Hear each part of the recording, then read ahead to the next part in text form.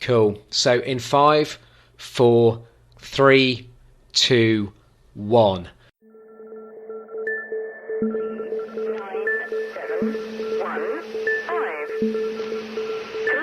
9, 7, 1, 5.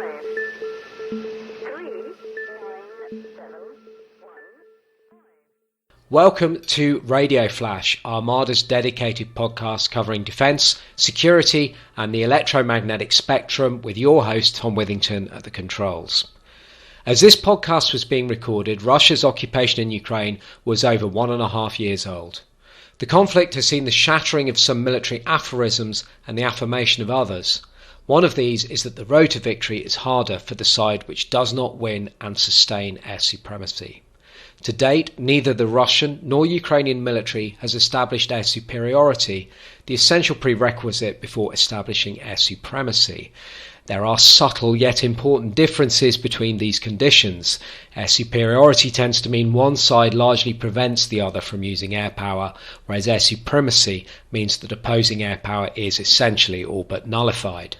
Suppression of enemy air defences forms a key part of what NATO calls the Offensive Counter-Air Mission, or OCA, and in turn OCA is the tactical embodiment of the quest for air superiority and supremacy. Both sides have performed energetic OCA efforts in the Ukraine war, but air superiority continues to be elusive. So to help make sense of this situation, I'm delighted to be joined by Colonel Jeffrey H. Fisher, a European global security expert, Ukraine watcher, author of the Kurt Novus series of thrillers, and a very good friend of the Armada Radioflash podcast. Jeff goes by the call sign of Fish, and he was actually guest on our podcast back in August 2022 when we discussed Russia's evolving electronic warfare tactics in Ukraine. And once again, he joins us from Austria. Fish, great to have you back, man. Welcome to the podcast. Tom, it's always a pleasure to be with you, man. Thanks for inviting me. Let's start with the big question. Why has neither side managed to win air superiority, do you think? Yeah, so I think there's a couple reasons for that, right? I think the first is that there was always a perception that the S-300s and the S-400s were over-dominating, if you will, in the airspace. In other words, if you fly in one of these threat rings and you fly in that ground-based air defense threat, which is a radar-guided SAM, that you're going to die. And so very few were willing to test the capabilities of the S-300 and the S-400. For many months, perhaps even over a year, those things reigned supreme, and each side would do these low-level tactics. And I'm sure all of your listeners have seen the videos right on YouTube, whether it's a helicopter or an Su-25 Frogfoot. They're flying in at 200 feet, and they're doing this pop-up maneuver, 30 degrees nose up. They launch a bunch of rockets, they shoot out a bunch of flares, and then they get down back under the line of sight of the radar-guided SAM as quick as possible to kind of save their tail and run so they don't get shot. And that lasted. I mean, that's not air superiority. You and I both know that, right? That's being able to leverage part of the air domain for a very short, specific mission. And by the way, your weapon systems are not accurate, right? You're not launching precision guided munitions, and we see that from the topography of a lot of the overheads that we see. And I mean, it looks much like you have trench warfare. It looks like artillery misses all over the place, and pockmarks land war like Verdun, if you will, World War I. So that's the first part of it. I think the second part is I think the electromagnetic spectrum has caused a lot of problems. I just mentioned the lack of precision guided munitions. Well, if you take away GPS and 95% of the munitions you intended to use were JDAM or GPS guided munitions, you've lost the battle, Jack, right? That as soon as that bomb falls off, if it loses its GPS signal, it's going to do its best, right, to try and find the target, but it's lost its guidance system, and these bombs weren't necessarily intended to include, some kind of rudimentary inertial navigation system that could do course correction should it lose GPS. There's just not enough time from when the bomb's released to the time that the bomb hits the target. There's not engineering there. It's interesting what you mentioned about this low-level zone of vulnerability with the double-digit SAM systems that Russia's deployed, because conventional Russian doctrine, we were always led to believe that within that doctrine, it would be Panzer that would take care of that sort of low-level zone of death, if you like, that these SHORAD systems would ring fence the S-400s and they just fire a load of bad stuff into the air, and anybody who's unfortunate enough to be going in low level would be splashed by a Panzer. But that hasn't seemed to happen, to my knowledge. Maybe it has, but it's interesting that that gap is exploitable. Yeah, it is, and I'm following very closely the Ukrainian Air Force, and I have some contacts in there, and I know that there's now 2 Frogfoot pilots that have both flown their 300th sortie.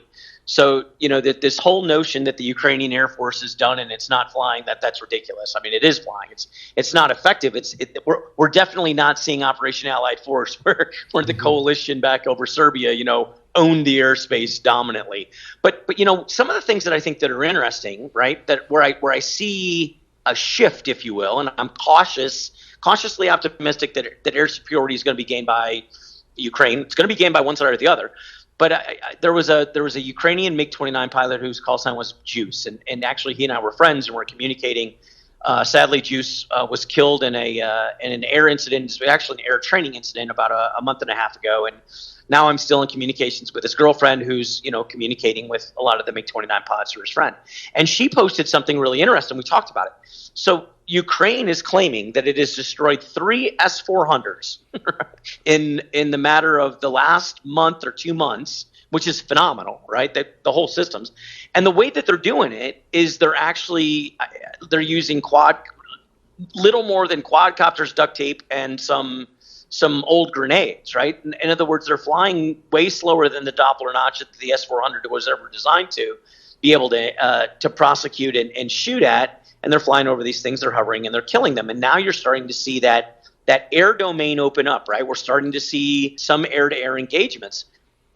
Sadly for the Russians, if you're a Russian advocate, Russia's literally just shot down 2 of their 4th plus or 5th generation fighters in the last week. I would argue, and I would attribute that when we find out what's going on, part of that's going to be a lack of an ability to use the electromagnetic spectrum correctly, right? If your IFF systems are not working appropriately and you prosecute a radar target and it doesn't respond to you correctly and it's beyond line of sight, you're going to shoot it down because you presume it's a bad guy, right? Yeah.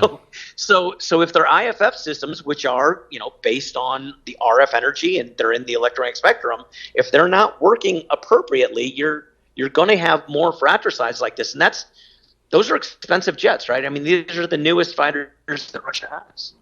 Both you and I have spoken in the past about this, and it's kind of axiomatic, I guess, the synergy that EW has with SEAD. It's very much part and parcel of it.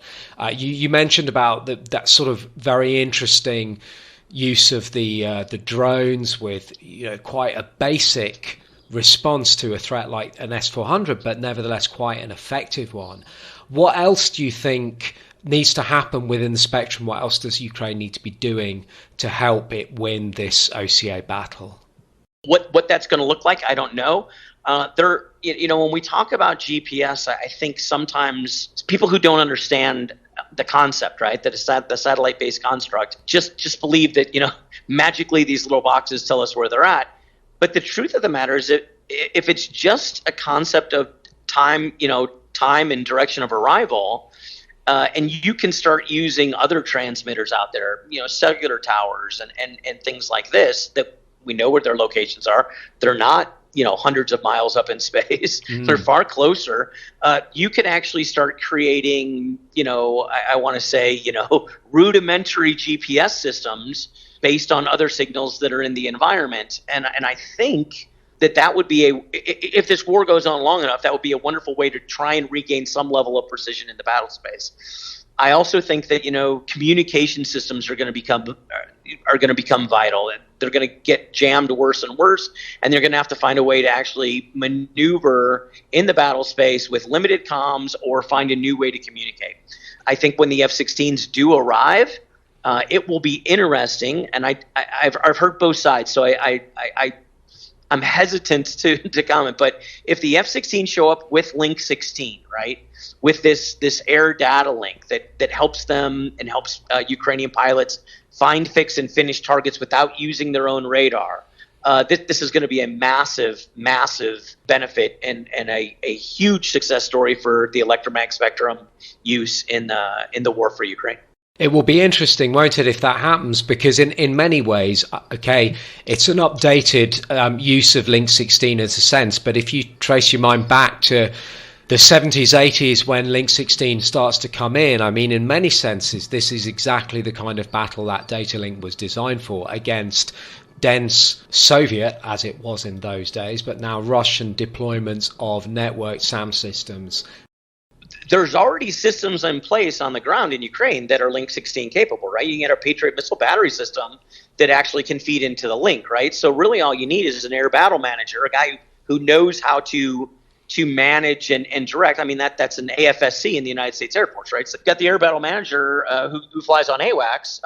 You add him to the mix along with, the Western radars like the Patriot radar that's on the ground. Now you've got, if the F-16 is Link 16 capable, you've got all the pieces of the puzzle. You've got a guy who can direct the F-16 into a advantageous position of engagement with his radar off, put him in the right place at the right time against the Russian aviator. And then, by the time that the F-16 guy now turns on his radar, he knows exactly where he's expecting to see the target. He can hand it off to his AMRAAM, and that whole kill chain is really, really short. And it puts a lot of pressure on the Russian pilot to be able to react and regain some level of an advantage in the air fight. So I'm wondering, from your perspective, I mean, you've mentioned Link 16, which obviously would mean things like MIDS terminals, that kind of stuff. But what other assistance and materiel do you feel that Ukraine needs from her supporters to help her prevail in this OCA battle? Yeah, so I'll open up the aperture of your question a little bit, right? And I would argue that I'm in the camp with General Breedlove and with General Ben Hodges, both guys who were, commanders in the European theater after 2014 in this whole Russian invasion construct from Crimea to Luhansk and Donetsk, and they're screaming, right? They're screaming for ATACMS, and that's the key thing, right? Ukraine needs long range ground to ground precision fires. It needs to have a longer reach than the Russians do, and right now it has Storm Shadow, which is great, but it doesn't have enough. I know it wants more, and to be fair, look, I've been to conflict 7 times, right? And I have, even when I was a commander in conflict, I never met the subordinate unit commander that came to me and said, "Hey, boss, I have enough stuff to go prosecute the war." Right? Every commander wants more bullets. Every commander wants more food. Every commander wants more guns, and he wants more dudes. I get that, right? But really, more Storm Shadows or more long-range fires is really, really the crux of the issue. I just actually spoke to General Breedlove last night or 2 nights ago, because he's writing the foreword for my 4th book that's coming out in the Curtain Over thriller series, Russian Puppeteer. It'll be out on Veterans Day, which is the 10th of November. And we were actually talking about this issue, right? And he's hell-bent, right? He's happy that the Biden administration is supporting Ukraine, right? I mean, there are questions in the United States that some people think that that's not the right thing to do. But where his frustration lies is actually the level of the level of support, right? And this drips and drabs and the inability to actually, give Ukraine the tools it needs immediately to win this war is frustrating from his perspective, and I think a lot mine too as well. A lot of other people. The other thing that I wanted just to pick up on that you mentioned just now, you mentioned ATACMS, for instance, is that the importance of the force beyond the Air Force in the OCA battle. I mean, particularly using things like artillery to neutralize and destroy Russian SAM units, and the importance of having a sort of all-arms battle, if you like, or all-arms approach to the OCA battle. I suppose to try and get it concluded as rapidly as possible.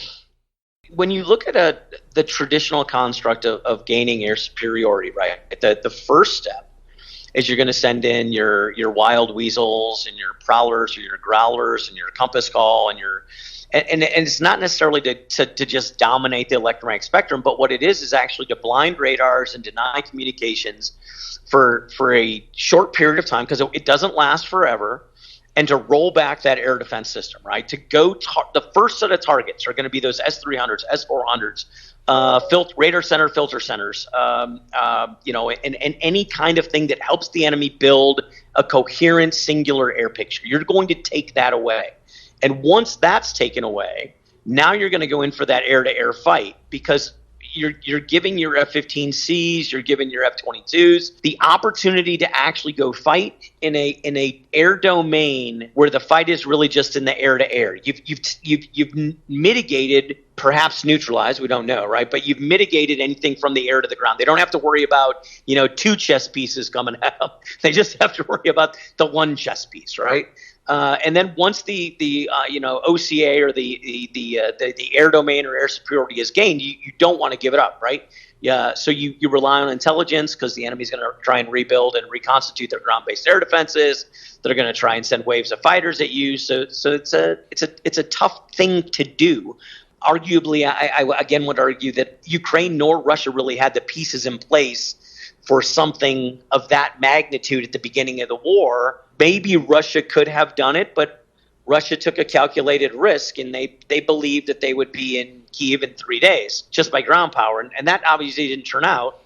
They lost a boatload of military capacity and have kind of been on the reeling from that ever since. Fish, we started with a big question, so I always like to finish with a big question as well. Let's suppose that Ukraine does win the OCA battle, whatever form that takes, but she does prevail and she sustains the air supremacy, or at least the air superiority that we've been talking about. What do you feel would be the immediate and longer term consequences of that on the overall conflict, and particularly the conflict on the ground?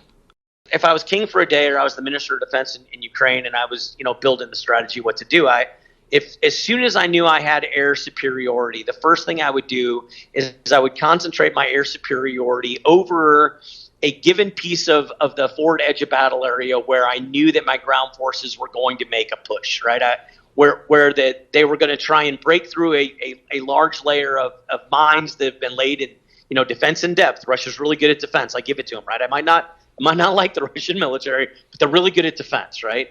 And that offensive counter air, along with close air support, is going to do everything it can to help my ground forces clear those mines and build a wide enough path. I mean, if you think of it like American football, right? To break a hole, to get my running back through, and basically continually keep the Russian military out of that area, so my ground forces can A, do the job to clear the mines, then B, get through that punch through that hole, and then once they're through, right, then it's game on, right? They're just going to keep moving. And don't forget, everybody, if you'd like to learn more about Fish's work, including his 3 novels and a forthcoming novel, you can head over to his webpage at Jeffrey H. Fisher. That's FISCHER.com. But in the meantime, that's all we've got time for. But don't forget, you can find more news and analysis on military and defense and security uses of the electromagnetic spectrum, everything from electronic warfare to radar to military communications and everything in between at www.armadainternational.com. But in the meantime, that's all we've got time for. Thanks so much for listening.